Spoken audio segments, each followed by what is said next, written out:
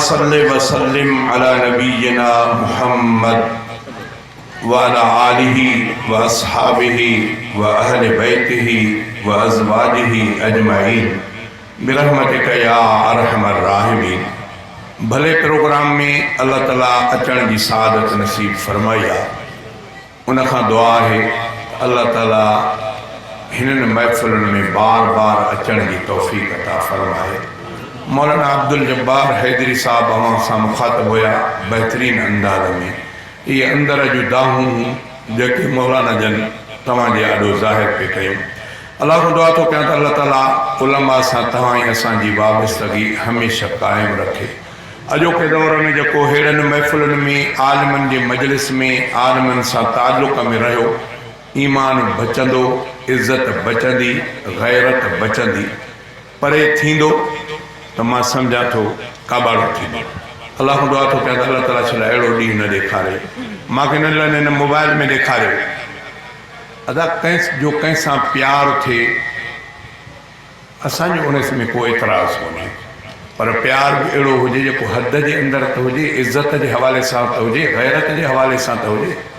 हमरा मोबाइल में लिखियो चई जेकॾहिं अॼोके वक़्त में नुबूअत हुजे हा त ख़ुदा जो कसम नबी इमरान ख़ान खे आहे। हे मां क़ुरान शरीफ़ जा ॾाढो ॻाल्हि थो कयां मोबाइल में। थी सघे जिन वटि वॾियूं मोबाइल आहिनि उन्हनि खे इन ॻाल्हि जी ख़बर हुजे। अञा इहा ॻाल्हि न अञा हले थी। ॿिए लिखियो जे इमरान मुंहिंजी सॻीअ माउ सां बुराई करे तॾहिं बि मां इमरान जो पासो न छॾींदुसि। रोकण वारा रोके ॾेखारियो।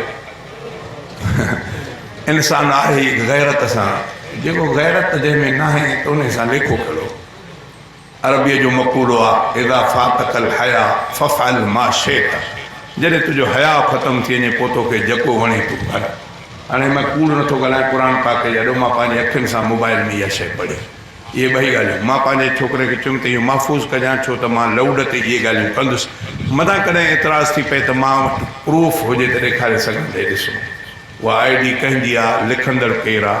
बहरहाल प्यार कयो, उनजा भले तव्हां पेर चुमियो, भले उन सां असांजो कोई एतिराज़ कोन्हे, पर कुझु त गैरत सां त हुजे न। ईअं पंहिंजी गैरत ईअं बसि। मां राति हुयुसि मोरे जे पासे रहियो, मूंखे ख़बर हमरा ॾसी मस्जिद जो पेशमा उहो उनजो वॾो मदाह हुयो। मूंखे हमरा ॾसियो त साईं जलसो त ॿियनि वीचारनि जो आहे, मस्जिद में आहे, मस्जिद में मुवाहिदनि जी इमाम साहब बि मुवाहिदनि जो आहे।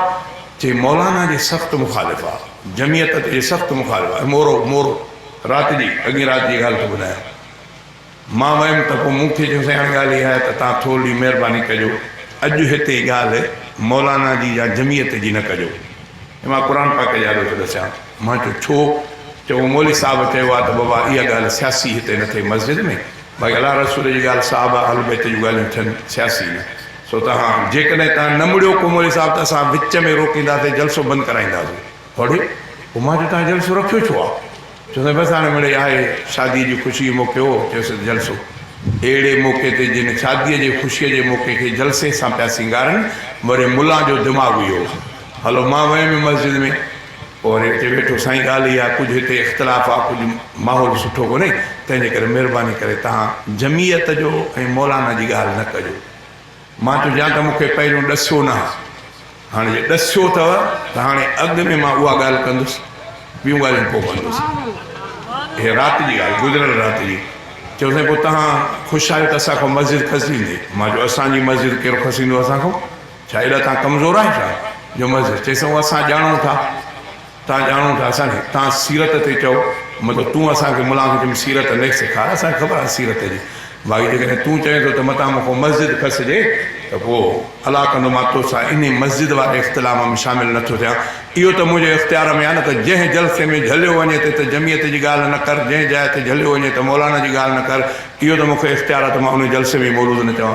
मां उथियो करियो अथव, चयो साईं ईअं हाणे मां असां तव्हांखे झलियूं त नथा, बाबा झलियो न, हाणे महिरबानी कयो कावड़ ॾिनो। मां त कावड़ ॼाणा थो, तव्हांखां पैसा त कोन थो वठां, मां पाण थो ॻाल्हायां। अहिड़े जलसे में मां शरीक कीअं थींदुमि जंहिं जाइ ते अॻु में पाबंद कयो वञे।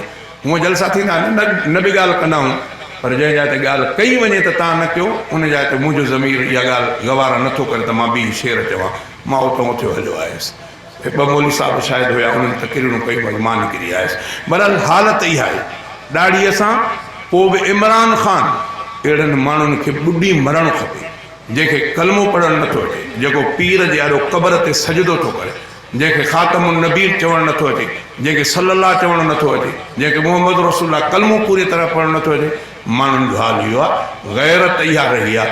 अलाह मुंहिंजो दुआ थो कयां त अलाह ताला छल तव्हां असांजी ईमान में इज़त में गैरतुनि जी हिफ़ाज़त फरमाए।